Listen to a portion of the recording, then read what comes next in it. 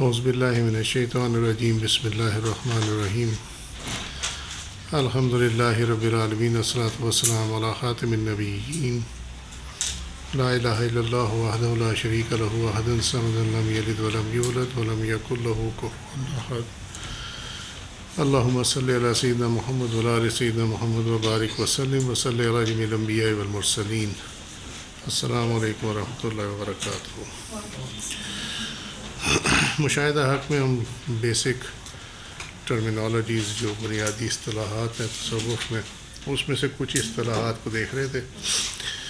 ان میں سے پہلے ہم کر چکے ہیں وقت، حال، اور اس کے بعد مقام. پھر ہم نے تلوین بھی دیکھا. اب تمکین آ گئی. 3 قسم کے راستے ہیں اللہ تعالیٰ کی طرف: مقام، حال، تمکین. یہ لاسٹ ٹائم بھی سمجھایا تھا کہ مقام ابتدا ہے، تلوین حالت سفر ہے جس میں حال ایک حال سے دوسرے حال میں سالک جو ہے وہ اسٹوڈنٹ وہ جاتا ہے، اور تمکین جو ہے وہ اس کی انتہا ہے. تمکین سے مراد سالکین کا درجہ کمال کو پہنچ جانا ہے. اہل مقام کا اوپر کے مقامات طے کرنا ممکن ہے، لیکن اہل تمکین کا تمکین کے اوپر کوئی درجہ نہیں ہے.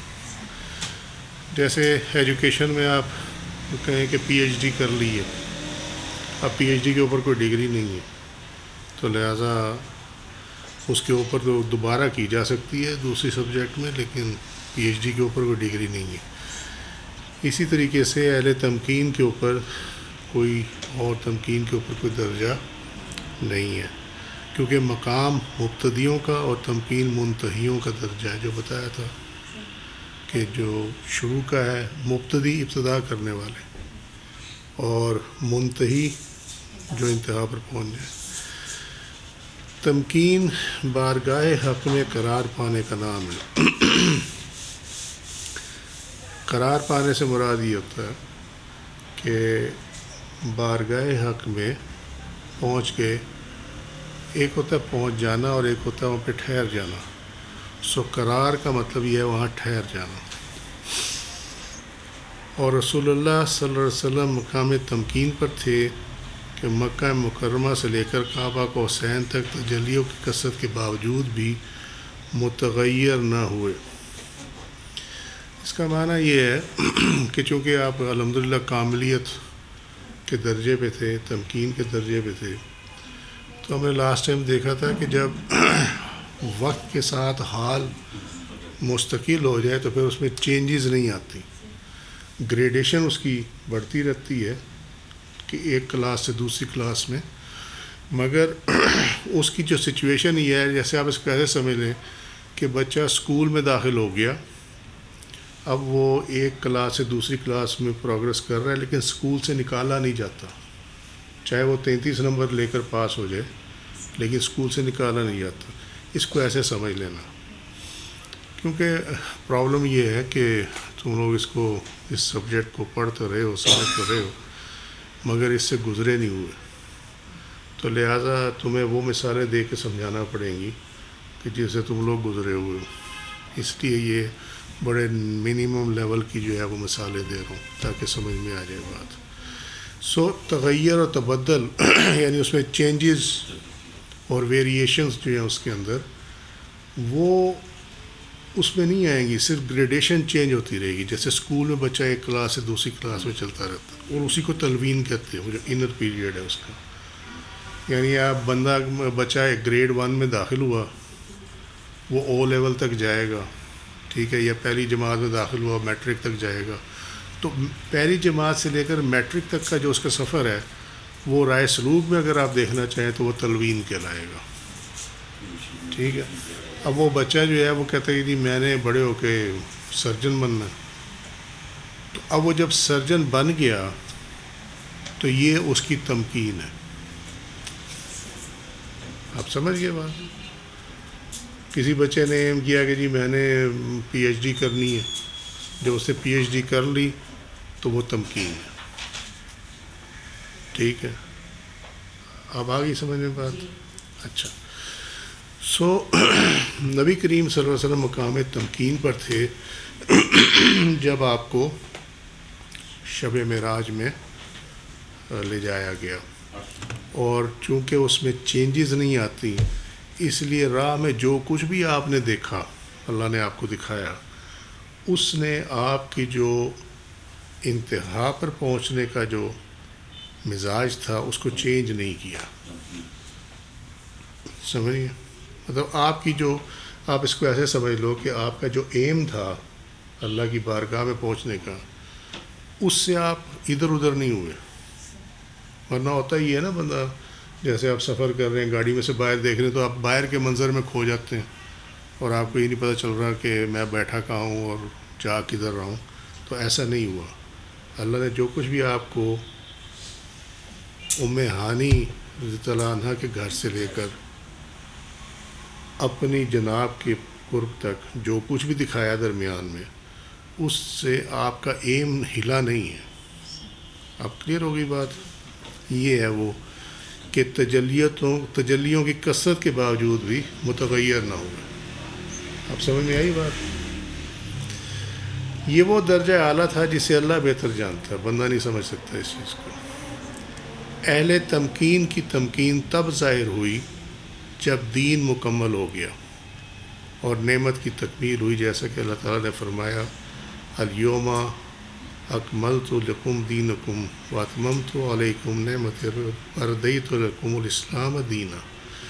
سورہ المائدہ 5ویں سورہ 3 آیت. آج میں نے تمہارے لیے دین مکمل کر دیا اور تم پر اپنی نعمت پوری کر دی، تمہارے لیے اسلام کو بطور دین پسند کر لیا. اب اس آیت کا تمکین سے کیا تعلق ہے؟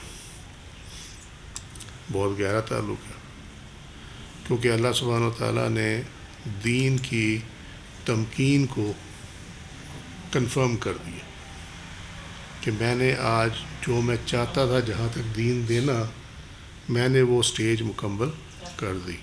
اور یہی جو ہے وہ تمکین ہے کہ جہاں اللہ تعالیٰ دینا چاہتا ہے درجہ، جو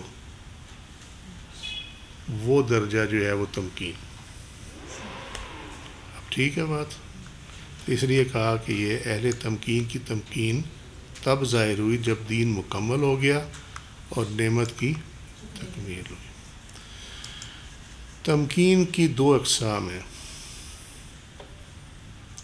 نمبر 1 جس کا تعلق مشاہدہ سے ہے، یہاں تک تو کوئی مسئلہ نہیں ہے. اچھا، یہ جو مشاہدہ حق لکھا ہوا نا، انشاءاللہ تعالیٰ اس کا آنے والے اس میں ہم اس کو ڈیفائن کریں گے کہ یہ حق کیا معاملہ ہے. کیونکہ ہمارے ہاں نارملی حق جو ہے وہ اللہ سبحانہ و تعالیٰ کے لیے استعمال ہوتا ہے، ٹھیک ہے، لیکن اس کی آگے بھی کچھ چیزیں اور بھی ہیں، وہ انشاءاللہ تعالیٰ ہم کریں گے.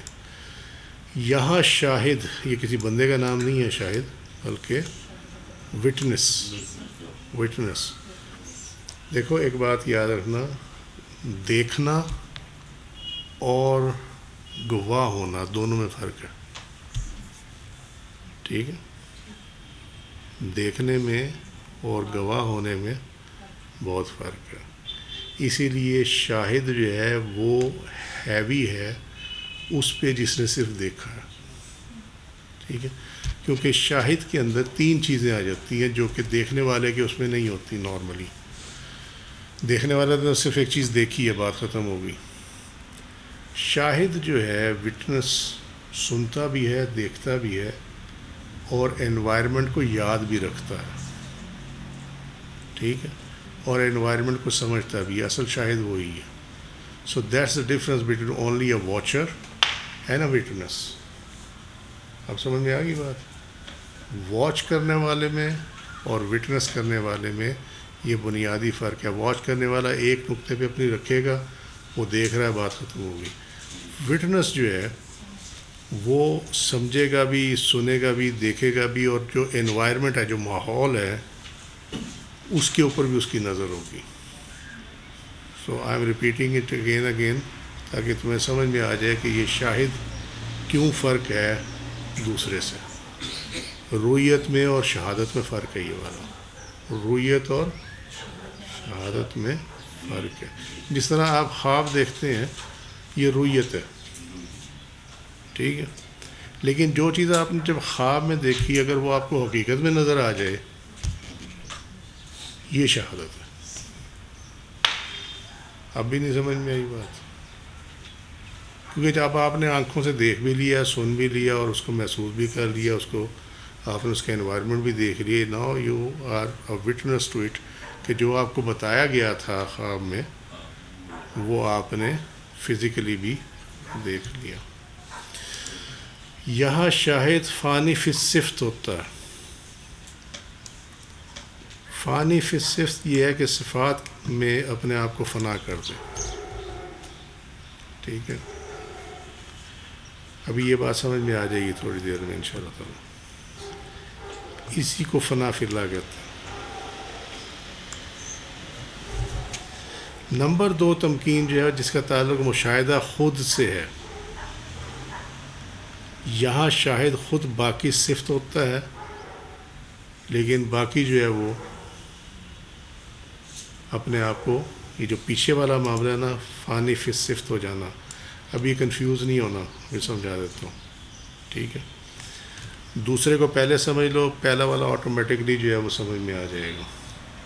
ٹھیک ہے، مشاہدہ خود سے ہے. 2 چیزیں ہوتی ہیں دیکھو.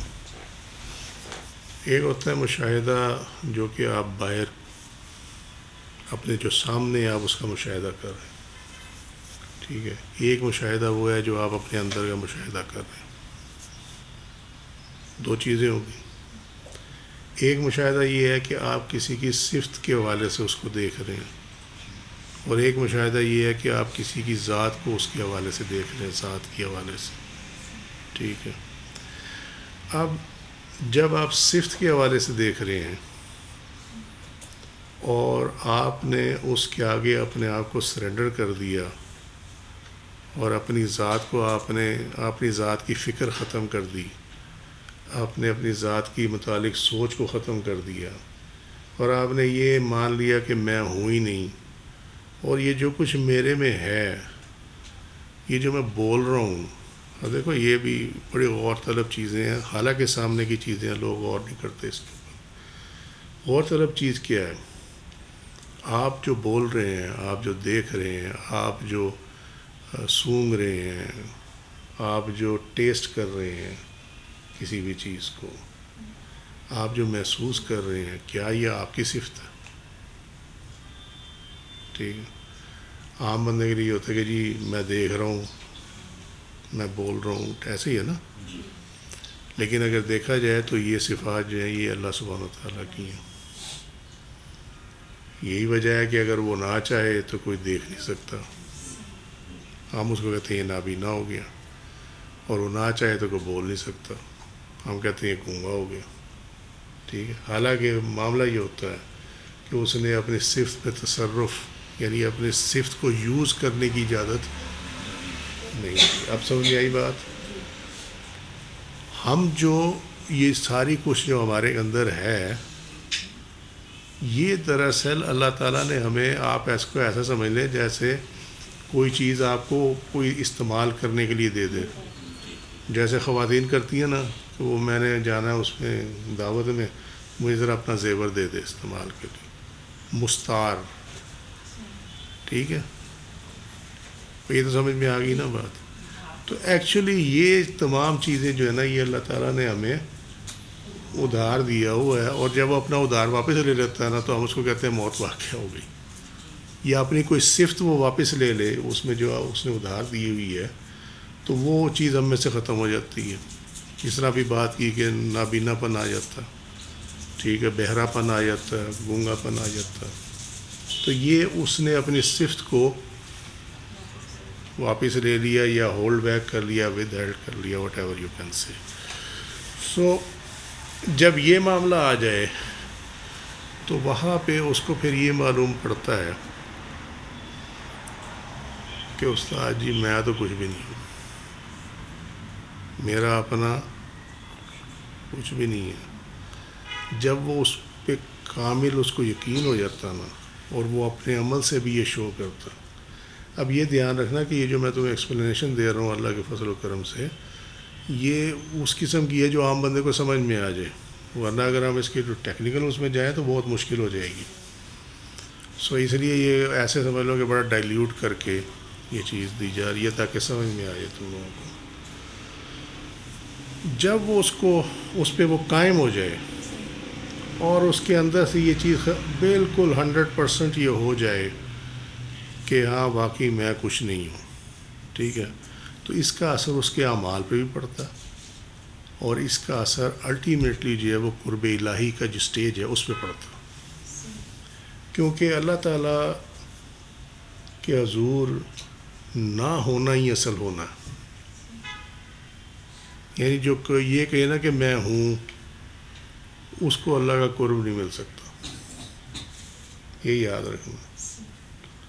جو اپنی ذات کو بہت کچھ سمجھے، اور یہی مسئلہ تھا ابلیس کے ساتھ کہ عبادت اور تمام جو اس کو آسانیاں دی گئی تھیں، اس کے بعد اس میں تکبر آ گیا تھا. اس نے کہا میں ہی نمبر 1 ہوں، ٹھیک ہے.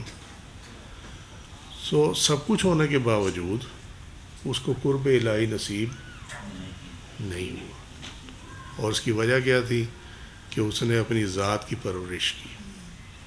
سو جو اپنی ذات کی پرورش کرے اس کو قرب الہی نہیں ملتا.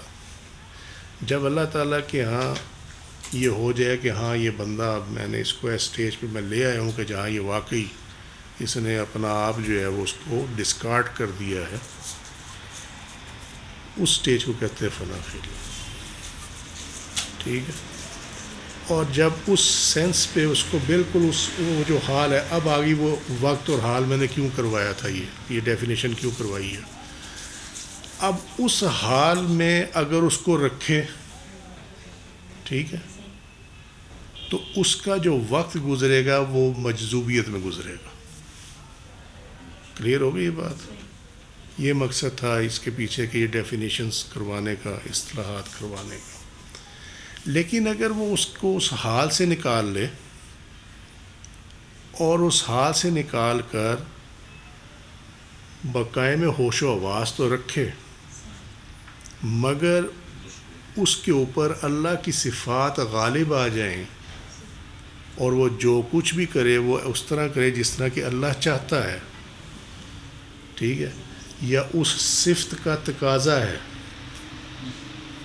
اس صفت کا جو اللہ نے اس کو صفت دی ہوئی ہے اس کا جو تقاضا ہے اس کو پورا کرتا ہے، تو وہ تمکین کی دوسری قسم ہے، اور اس کو کہتے ہیں بقاء باللہ. ٹھیک ہے. اس میں اور فنا فی اللہ میں یہ ہے کہ فنا فی اللہ میں جب وہ فنا ہو گیا نا، اللہ تعالیٰ اس کو اسی حال میں ہی رکھتا ہے اور اسی میں اس کا وقت گزرتا ہے، ٹھیک ہے. لیکن بقاء باللہ میں یہ ہے کہ وہ اس کو وہ جو مجذوبیت ہے اس سے نکال دیتا، وہ مجذوبیت اس کے اندر رہتی ہے. جب تنہائی ہوگی تو وہ مجذوبیت میں چلا جائے گا، ٹھیک ہے. یعنی 2 in 1 سمجھ لیں آپ، اس کو ایسے سمجھ لیں عام بندے کی زبان میں، کہ اب اس کے اندر مجذوبیت بھی ہے اور اس کے اندر جو ہے وہ صحف بھی ہے، یعنی ہوشیاری بھی ہے، ہوش بھی ہے. جب وہ پبلک میں ہوگا، جلوت میں ہوگا، یعنی لوگوں کے درمیان ہوگا، تو اس پہ وہ جو صحف ہے وہ جو جس طرح عام بندہ ہوتا ہے کہ ہر چیز کا ہوش ہے، ہر بقائے میں ہوش و حواس جس کو ہم کہتے ہیں، وہ اس میں ہوگا. لیکن جب وہ جیسی وہ تنہائی میں جائے گا تو وہ عالم جذب میں چلا جائے گا، ٹھیک ہے. سو فنا فی اللہ از 1 in 1 اور بقاء باللہ از 2 in 1. اب کلیئر ہو گئی بات؟ تو اس میں فنا فی اللہ والی میں یہ ہوتا ہے کہ چاہے خلوت ہو یعنی تنہائی ہو، چاہے جلوت ہو کہ وہ لوگوں کے درمیان ہے، اس کی جو حالت جذب ہے وہ سیم رہے گی. اسی لیے جو ہے وہ مجذوب بیٹھا ہوتا ہے، لوگ ادھر سے گزر رہے ہیں، آ رہے ہیں، جا رہے ہیں، اس کو کوئی پرواہ نہیں ہوتی. اب سمجھ میں آ گئی بات مجروح کی. لیکن یہ جو دوسرا ہے نا بقا باللہ والا، یہ جب لوگوں میں ہوگا تو بقا میں ہوش و واس ہوگا. اور اس کا دیکھ کے بندہ یہ نہیں جج کر سکتا کہ یار یہ کوئی اسٹیج پہ بھی ہوگا یہ بندہ. لیکن جیسے ہی وہ تنہائی میں جائے گا تو اس ٹائم جو ہے وہ عالم جذب میں جو فنا فی اللہ والی ہے نا اس میں وہ چلا جائے گا. ٹھیک ہے، یہ تمکین کی دوسری اسٹیج ہے. سو پہلی اسٹیج ہے فنا فی اللہ، دوسری اسٹیج ہے بقا فی اللہ. کچھ سمجھ میں آ رہی ہے نہیں سمجھ میں آ رہی؟ کیونکہ یہ میں رپیٹ کر رہا ہوں کہ یہ عام بندے کے حساب سے سمجھا رہے تاکہ کچھ سینس آ جائے، ورنہ اس کو وہی سمجھ سکتا ہے جو اس سے گزرا ہو. بقا باللہ اس سے ایک سٹیپ پیچھے ہے فنا فی اللہ. ہاں لیکن یہ دونوں جو ہیں یہ فائنل سٹیج کے دو حصے ہیں. یہ اس کو ایسے سمجھ لیں، تمکین کے دو حصے ہیں، اللہ تعالیٰ جس کو جو عطا کرتے. ٹھیک ہے، سو آپ یہ نہیں کہہ سکتے کہ بقا باللہ ہی تمکین ہے، بلکہ فنا فی اللہ اور بقا باللہ دونوں تمکین ہے. یہ ڈپینڈ کرتا ہے کہ اللہ کس کو کون سی تمکین جو ہے وہ عطا کرتا ہے. اگلا آ جاتا ہے قبض اور بسط.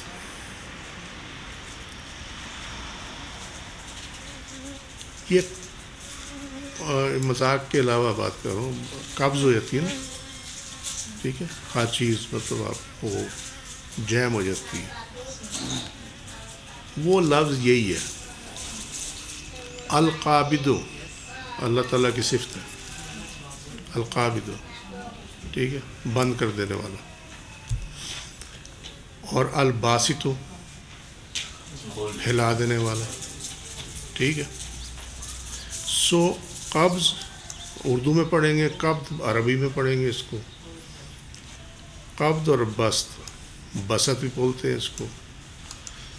یہ ہے کہ ہولڈ کر دینا، جیم کر دینا اور اس کو لبریٹ کر دینا، پھیلا دینا.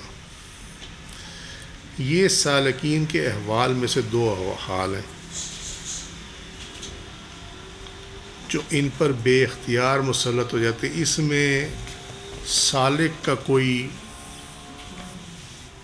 اختیار نہیں ہے، کوئی کنٹرول نہیں ہے. وہ کہ جی میں حالت قبض میں چلا جاؤں، وہ کہیے میں حالت بسط میں چلا جاؤں.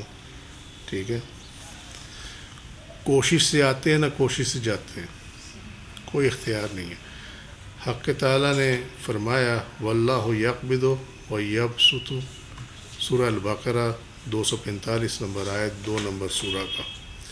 اللہ ہی بند کرتا ہے اور کھولتا ہے.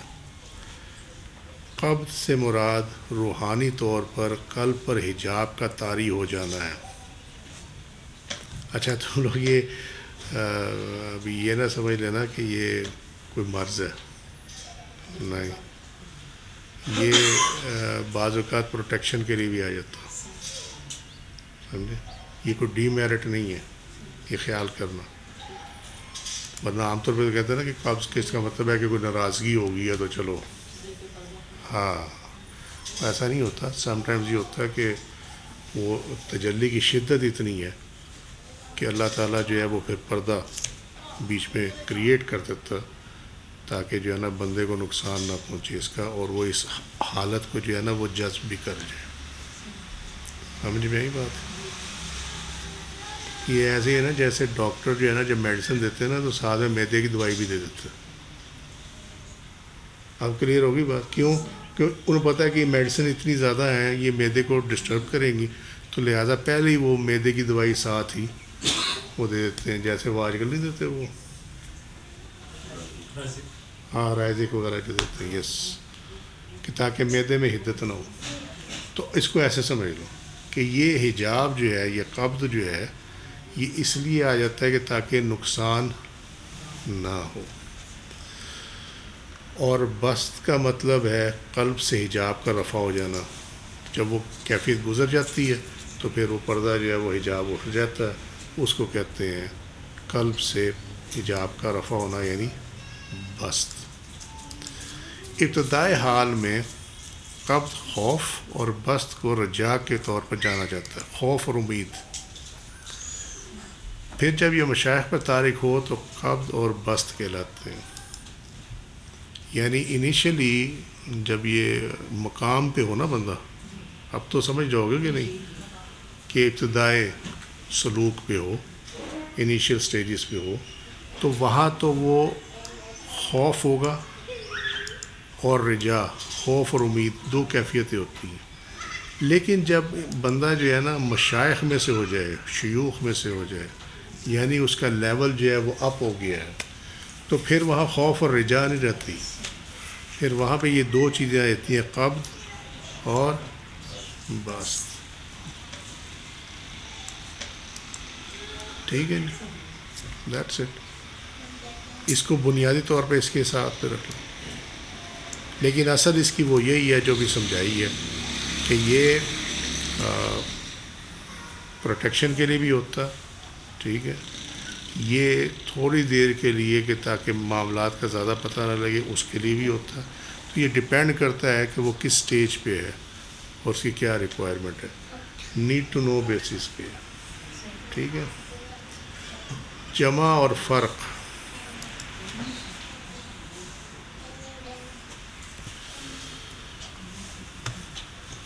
جمع میں نے اکٹھا ہونا، اور فرق جو ہے وہ جدا ہونا۔ اس سے مراد حق تعالیٰ کے ساتھ متصل ہونا ہے، غیر اللہ سے جدا ہونا، اور غیر اللہ سے نجات پانا حق تعالیٰ سے متصل ہونا ہے، کشف المحجوب میں ہے۔ بات کیا ہے کہ آپ نے اللہ سے ملنا ہے اور غیر اللہ سے آپ نے تعلق ختم کر دینا۔ دیٹ از کالڈ جمع اینڈ فرق، ٹھیک ہے۔ اٹیچ ود اللہ سبحانہ وتعالیٰ and detach yourself from other then any one other than Allah, sorry, ٹھیک ہوگی بات۔ Attach yourself with Allah and detach yourself from all others, that's it. جمع اور فرق کے اعتبار سے یہ صوفی کی ادنا حالت ہے، کیونکہ اس میں افعال کا مشاہدہ ہے۔ میں نے کوشش یہ کی ہے، جو میں یہاں سے پڑھ کے بھی سنا رہا ہوں، کوشش یہ کی ہے کہ ہم سبجیکٹ کے اوپر ہی رہیں۔ جو آپ کو کہیں مٹیریل نظر آ سکتا ہے، جب وہ سامنے نظروں سے گزرے گا تو یہ درس فوراً یاد آ جائے گا، ٹھیک ہے۔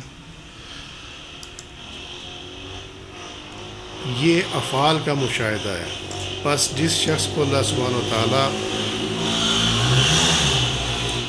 اس کے افعال مثلاً اطاعت اور نافرمانی کا مشاہدہ کروائے تو یہ شخص تفرقہ کی صفت کا حامل ہوگا۔ ابھی گھبرانا نہیں ہے، ابھی کر لیتے ہیں اس کو۔ اور جب اللہ سبحانہ و تعالیٰ بندے کو ان ذاتی افعال کا مشاہدہ کرا دے جو عنایت خداوندی سے ہوتے ہیں، تو یہ بندہ جمع کا مشاہدہ کرنے والا ہوتا ہے۔ اس میں کوئی مشکل چیز نہیں ہے۔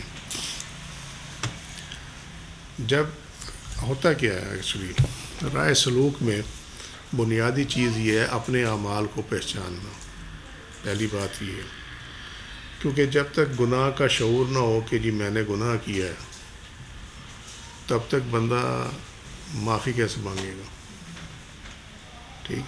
اسے پتہ ہوگا کہ میں نے غلط کیا تو معافی مانگے گا نا۔ اور جب معافی مانگے گا اور یہ کہے گا کہ میں آئندہ جو ہے میں یہ نہیں کروں گا، تو یہی توبہ ہے۔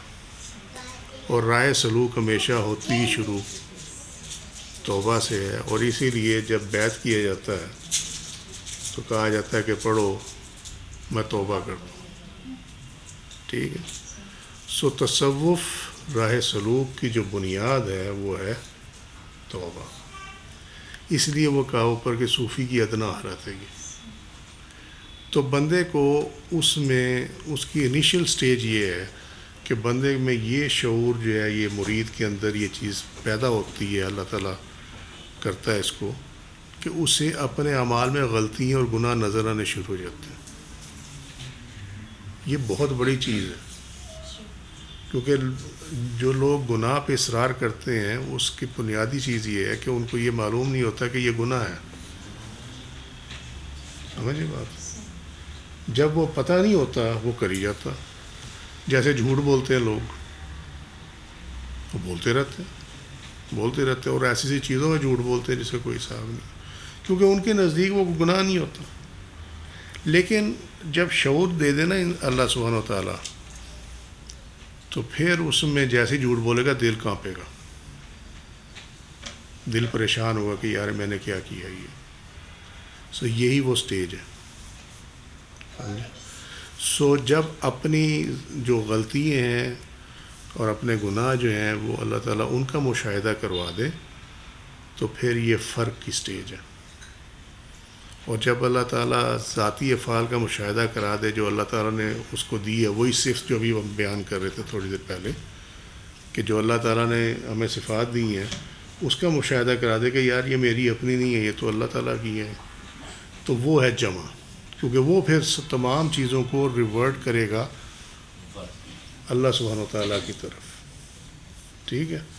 سو یہ اللہ کی طرف جانا ہے اور اس کو کہتے ہیں جمع. اور جب تک اپنی ذات کا مشاہدہ کرتا رہتا ہے تو یہ ہے فرق، یعنی یہ اللہ سے جدا ہے یہ معاملہ. سطر اور تجلی.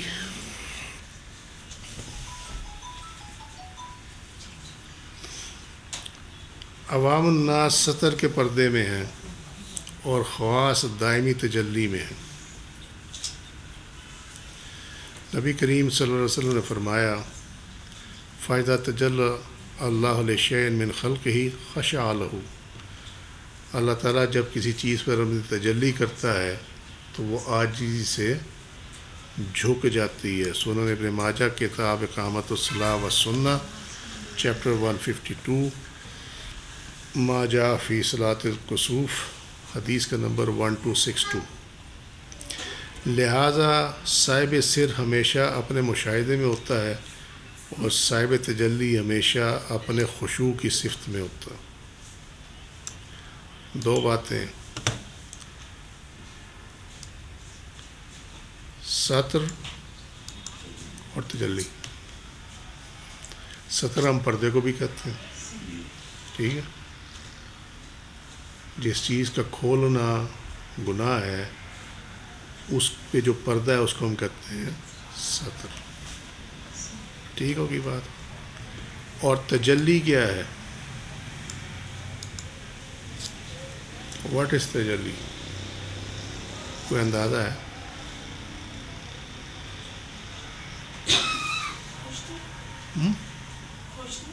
روشنی. اور یہ جلا سے ہے، جلا.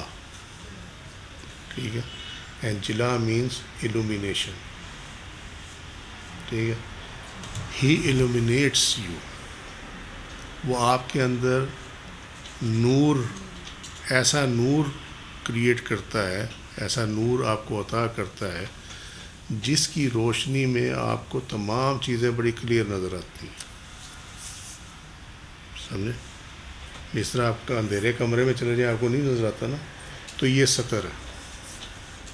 ان چیزوں پہ سطر ہے جو اس کمرے میں موجود ہے. کچھ سمجھ میں آ رہی ہے؟ فالو کر رہے ہیں کہ نہیں؟ ٹھیک ہے. آپ اندھیرے کمرے میں جاتے ہیں تو اندھیرا سطر ہے ان چیزوں کے لیے جو اس کمرے میں موجود ہے.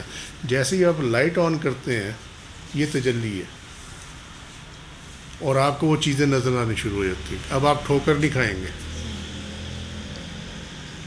ٹھیک ہے. اور سمجھ میں آ رہی بات یا گم ہو گئے ہو؟ جب آپ کمرے میں داخل ہوں، اندھیرا ہو اور آپ کمرے میں اندھیرے میں چلنا چاہیں تو بڑا چانس ہے کہ آپ ٹھوکر کھا کے گریں گے، چوٹ لگ جائے گی. اس کو گمراہی کہتے ہیں. اندھیرے میں چلنا اس کو گمراہی کہتے ہیں. جیسے ہی آپ کمرے میں لائٹ آن کرتے ہیں تو آپ کو وہ چیزیں صاف نظر آنی شروع ہو جاتی ہیں اور آپ ان چیزوں سے بچ کر گزریں گے، آپ اسے ٹکرائیں گے نہیں. ٹھیک ہے. یہی ہدایت ہے. اب نظر آنی شروع ہو گئی، اور جب نظر آنی شروع ہو گئی تو یہ جو حدیث شریف ہے فَإِذَا تَجَلَّى اللَّهُ لِلشَّيْءٍ مِنْ خَلْقِهِ، کہ جو اللہ کی مخلوق پہ جب اللہ تعالیٰ تجلی فرماتا ہے، یعنی اس کو وہ بینائی دیتا ہے، وہ نور دیتا ہے جس سے وہ چیزوں کو دیکھ سکے، اور اسے پتہ لگ جائے کہ یہ غلط ہے یہ صحیح ہے، اس سے بچنا اور اس کو اختیار کرنا ہے. خشع لہ، تو اللہ تعالیٰ کے آگے وہ عاجزی سے جھک جاتی ہے. ٹھیک ہے. سو اس کا جو جھکنا ہے وہ اس لیے ہوتا ہے کہ اس کو یہ سمجھ آ گئی کہ نور ادھر سے ہے اور ظلمت جو ہے وہ میرے اپنے گناہوں کی ہے. ٹھیک کوئی بات. سو لہٰذا صاحب سر ہمیشہ اپنے مشاہدے میں ہوتا ہے اور صاحب تجلی ہمیشہ خشوع کی صفت میں ہوتا ہے. جو صاحب تجلی ہوگا نا وہ اللہ کے سامنے سر نہیں اٹھا سکتا. ٹھیک ہے. اور صاحب سر ہمیشہ اپنے مشاہدے میں ہوتا ہے، یعنی جو پردے میں ہے نا، حجاب میں ہے، جو فرق میں ہے، وہ ہمیشہ اپنی ذات کے مشاہدے میں ہوتا ہے. وہ اللہ سے جدا ہے. لیکن جو صاحب تجلی ہے وہ ہمیشہ اللہ کے آگے جھکا رہے گا، کیونکہ اللہ تعالیٰ نے اس کو ایلومینیشن دی ہوئی ہے. کلیئر ہو گئی بات.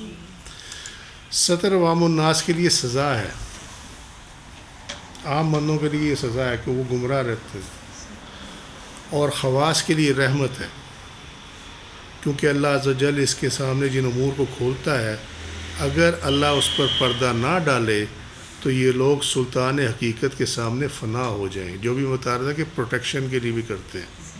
ٹھیک ہے. سو ستر جو ہے جب عام آدمی پہ ہو تو دیٹ مینس کہ یہ سزا ہے، یہ گمراہی ہے. لیکن جب یہی ستر جو ہے یہ کس پہ ہو، اللہ کے جو خاص بندے ہیں، تو پھر اس کا مطلب یہ ہے کہ اللہ تعالیٰ نے اس کو کسی چیز کی حدت سے، اس کی پوٹینسی سے، انٹینسٹی سے اللہ نے اسے بچایا ہوا. ٹھیک ہے. ورنہ کیا ہو کہ سلطان حقیقت کے سامنے فنا ہو جائیں گے، جل جائیں گے، ختم ہو جائیں گے. لیکن جس طرح وہ ان امور کو ظاہر کرتا ہے اس طرح ان پر پردہ بھی ڈالتا ہے. یعنی جب تجلی کے ذریعے اس کو وہ اوپن کرتا ہے نا تو پھر وہ اس پہ پردہ بھی ڈالتا ہے. یہ ستر جو آ گئی ہے اوپر والی یہ. ٹھیک ہے. حضور نبی اکرم صلی اللہ علیہ وسلم نے فرمایا بے شک میرے دل پر خفیف پردہ چھا جاتا ہے اور میں دن میں 100 مرتبہ اللہ تعالیٰ سے مغفرت طلب کرتا ہوں. یہ ہے وہ سر. صحیح مسلم کتاب و ذکر و دعا و توبہ والاستغفار چیپٹر 12 حدیث کا نمبر 6858، ترکیب میں اس کا نمبر 2702. اور یہ طلب مغفرت پردہ پوشی کی طلب ہے، کیونکہ غفر ستر کو کہتے ہیں. یہ استغفر. ٹھیک ہے.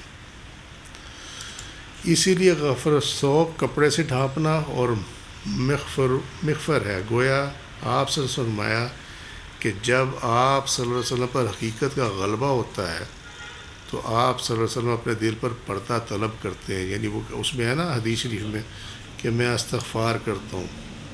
تو اس کا غفر سے مطلب ہے کہ ڈھانپنا، ستر. تو ایکچولی اس حدیث شریف کا معنی یہ ہے کہ جب غلبہ ہو جائے نا حقیقت کا اور وہ طبیعت اس میں آ کے پریشان ہو جائے تو پھر آپ اپنے دل پر پردہ طلب کرتے ہیں. اب کتنا بڑا ڈفرینس ہے کہ جو علماء اس کی ڈیریویشن لیتے ہیں اور جو صوفیہ اس کی ڈیریویشن لیتے ہیں، اس میں کتنا بڑا فرق ہے. وہ کہتے ہیں گناہوں کی معافی. یہاں معاملہ ہے کہ پردہ طلب کرتے ہیں کہ یا اللہ بس اس کو اب جانا روک دے، یہاں پہ پردے میں کر دے، کیونکہ وجود حق کے ساتھ مخلوق کا باقی رہنا ناممکن ہے. اللہ ہی رہے گا. سمجھے؟ وہ واقعہ طور جو ہے وہ یاد رکھو. نہیں. اور آپ صلی اللہ علیہ وسلم فرمایا اس کا پردہ نور ہے، اگر وہ اس کو کھول دے تو اس کے چہرے کے انوار جہاں تک اس کی نگاہ پہنچے گی مخلوق کو جلا ڈالیں گے. یعنی انسان کی کیپیسٹی نہیں ہے کہ اس کے جلوے کو جو ہے برداشت کرے. ٹھیک ہے. صحیح مسلم کتاب الایمان چیپٹر 79 حدیث کا نمبر 445 اور نئی ترکیب میں اس کا نمبر ہے 179. یہ رسالہ کشیریہ میں دی ہوئی ہے امام کشیری نے. عام صوفیہ کی زندگی تجلی میں اور آزمائش ستر میں ہے. جو عام صوفیہ ہیں، کیٹیگریز ہیں نا صوفیہ کی، جو نچلے لیول کے صوفیہ ہیں ان کی زندگی تجلی میں ہے اور ان کی آزمائش جو ہے وہ ستر میں ہے. لیکن خاص صوفیہ کرام تیش اور عیش کے درمیان ہوتے ہیں، کیونکہ جب ان پر تجلی ہوتی ہے تو طیش یعنی جلال میں ہوتے ہیں، اور جب ان پر سطر ہوتا ہے تو حظ یعنی زندگی کا جو حصہ ہے اس کی طرف لوٹ آتے ہیں، اور عیش یعنی جمال میں ہوتے ہیں. سمجھے؟ ٹھیک ہے. اب یہ فرق کیا ہے، اس میں فرق میں سمجھا دیتا ہوں تاکہ کیونکہ ٹائم جو ہے نا دعا کا بالکل بہت لیٹ ہو گئے. صوفیہ کی زندگی عام جو ہوتی ہے اس میں تجلی ہوگی، نظر آ گیا، پتہ چل گیا، ٹھیک ہے، ورنہ پھر پردہ ہی ہے، حجاب ہی ہے. لیکن جو خاص صوفیہ ہیں ان میں وہ جو حالت ہے نا ان کی، وہ بتا دیتی ہے کہ یہ معاملہ کیا. وہ کیا ہے کہ جب ان پہ تجلی ہو رہی ہو تو وہ جلال میں ہوتے ہیں، کیونکہ وہ جو اس کو ابزارب کرنا جو ہے نا دیٹ ٹیکس سم تھنگ. سمجھے نا؟ اور جب ان پہ سطر ہو تو پھر وہ جمال میں ہوتے ہیں. سٹیٹس تو ان کا وہی ہوتا، سٹیٹس میں چینج نہیں ہوتا، لیکن اللہ تعالیٰ نے ان پہ وہ پردہ اس ٹائم ڈالا ہوتا ہے کہ تاکہ یہ جو ہے نا یہ نارمل حالت میں رہے اپنے. ٹھیک ہے. تغیر عام صوفیہ میں نہیں آتا، لیکن جو خاص صوفیہ ہے نا ان میں تغیر آتا. آپ سمجھ رہے ہو بات یا نہیں سمجھ رہے؟ وہ جو مزاج ہے نا وہ تبدیل ہوتا. اس کی تبدیل ہونے کی جو وجہ اگر وہ خاص صوفیہ میں سے ہے تب، ورنہ تو عام بندے کا مزاج بھی بدلتا رہتا.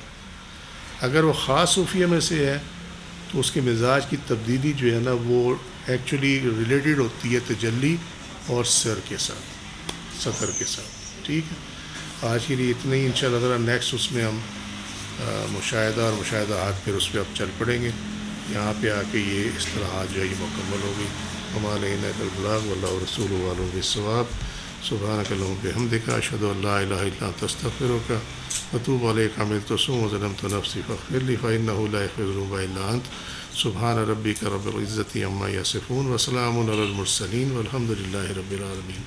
السلام علیکم ورحمۃ اللہ وبرکاتہ.